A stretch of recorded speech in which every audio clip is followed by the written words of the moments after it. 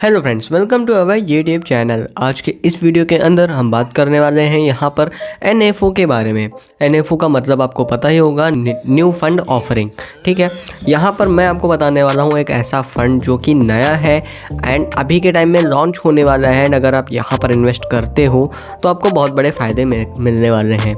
अभी के टाइम में इस फंड की लॉन्चिंग नहीं हुई है, इसकी एंड डेट 7 मार्च है। तो अगर आप भी इसमें इन्वेस्ट कर देते हो तो ये आपके लिए काफ़ी ज़्यादा फ़ायदेमंद होगा।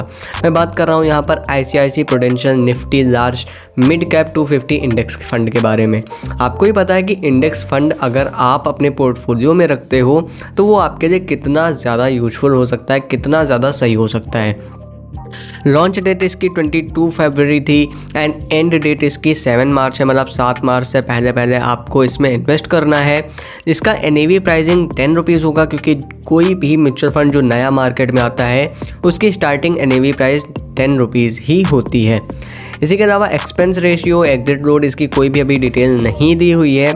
बट टैक्स आप देख सकते हो 15% एक साल के अंदर रिडीम करने पर, अदरवाइज 10% होगा एंड 1 लाख प्रॉफिट गेन के ऊपर होगा। इसी के अलावा मिनिमम SIP एंड लमसम आप दोनों ही चीज़ें 100 रुपये से ही शुरू कर सकते हो। ICICI के द्वारा ये जो फंड है, ये स्कीम है, ये लॉन्च की जा रही है, जिसका AUM साइज आप देख सकते हो कितना बड़ा है, 6,71,000 करोड़ का है। इसी के अलावा बाकी आपको डिटेल्स यहाँ पर देखने को मिल जाएंगी। इसी के साथ में अगर हम बात करते हैं इस फंड को चूज़ करने की आप क्या क्या वजह देख सकते हो, तो यहाँ पर हम सबसे पहले आ जाते हैं यहाँ पर निफ्टी लार्ज मिड कैप 250 के इंडेक्स के बारे में। यहाँ पर आप देख सकते हो इसका जो CAGR है वो 20% है 5 साल का। अगर हम डाटा देखते हैं तो 20% का CAGR ये आपके लिए काफ़ी ज़्यादा जो है फ़ायदेमंद, काफ़ी ज़्यादा प्रॉफिटेबल हो सकता है अगर आप भी एक अच्छा फ़ंड चूज़ करते हो। ठीक है, आप अच्छा फ़ंड चूज़ करते हो, आप बहुत सारे रिस्की म्यूचुअल फंड लेते हो। इसके बाद में अगर आपका ये एक इंडेक्स फंड होता है जो आपके सारे रिस्क रेशियो को मैनेज करते हुए चलता है, जिसकी वजह से आपको अपने पोर्टफोलियो में एक इंडेक्स फंड जरूर ही रखना चाहिए एंड ये वो इंडेक्स फंड हो सकता है। उम्मीद करूंगा आपको ये सारी चीज़ें समझ आ गई होंगी। इसी के अलावा आपको एक और फंड चूज़ करना चाहिए जो कि स्मॉल कैप कैटेगरी का होना चाहिए। यहाँ पर मैं बात करने वाला हूँ Franklin India smaller companies direct fund. इसका अगर आप ऑल टाइम डाटा देखते हो 22% के रिटर्न है एंड ये भी फंड ऑलमोस्ट 10 ईयर्स पुराना हो चुका है। NAV की बात करते हैं तो 170 रुपये अभी के टाइम में चल रहा है। रेटिंग इसको 3 स्टार मिली हुई है। फंड साइज 11,000 करोड़ का है। मिनिमम SIP 500 रुपये से आप शुरू कर सकते हो। इसी के अलावा होल्डिंग्स आप देखोगे तो टोटल 88 स्टॉक्स में इन्होंने इन्वेस्ट किया हुआ है, जिसमें आप देखोगे ब्रिगेड इंटरप्राइजेज लिमिटेड में 4.24% की इन्वेस्टिंग है। Equities small finance bank limited में 4.21% है। Multi commodity exchange of India limited में 2.75% की होल्डिंग देखने को मिल जाती है। इसी के अलावा आप देखोगे तो इक्विटी में 94% कैश उन्होंने 5.8% रखा हुआ है। इक्विटी सेक्टर आप देखोगे तो फाइनेंशियल में 18%, कंस्ट्रक्शन में 13%, कैपिटल गुड्स में 12% है। इसके बाद हम रिस्क रेशियो देखते हैं तो 7.56% का अल्फा देखने को मिल जाता है, जो कि काफ़ी हाई है। बीटा 0.77% का देखने को मिल जाता है, जो कि एवरेज एंड लो माना जाता है।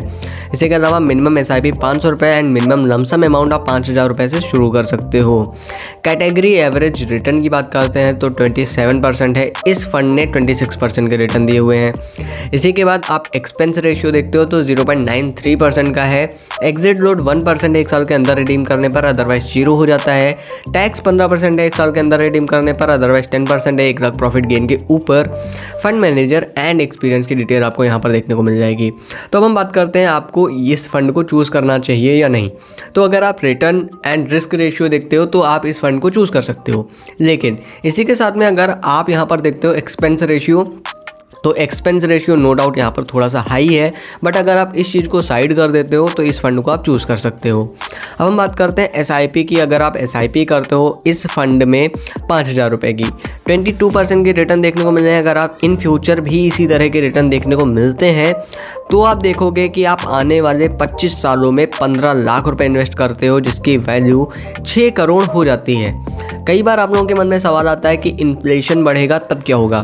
तो इन्फ्लेशन के साथ में आपकी सैलरी भी बढ़ेगी एंड आपको हर साल अपनी SIP बढ़ानी पड़ेगी।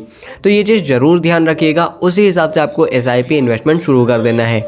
उम्मीद करूंगा मेरा यह वीडियो आपको पसंद आएगा। मेरा यह वीडियो कैसा लगा हमें कमेंट बॉक्स में ज़रूर बताएं। इसी तरह की इंटरेस्टिंग वीडियोस देखने के लिए हमारे चैनल को सब्सक्राइब करें। धन्यवाद दोस्तों।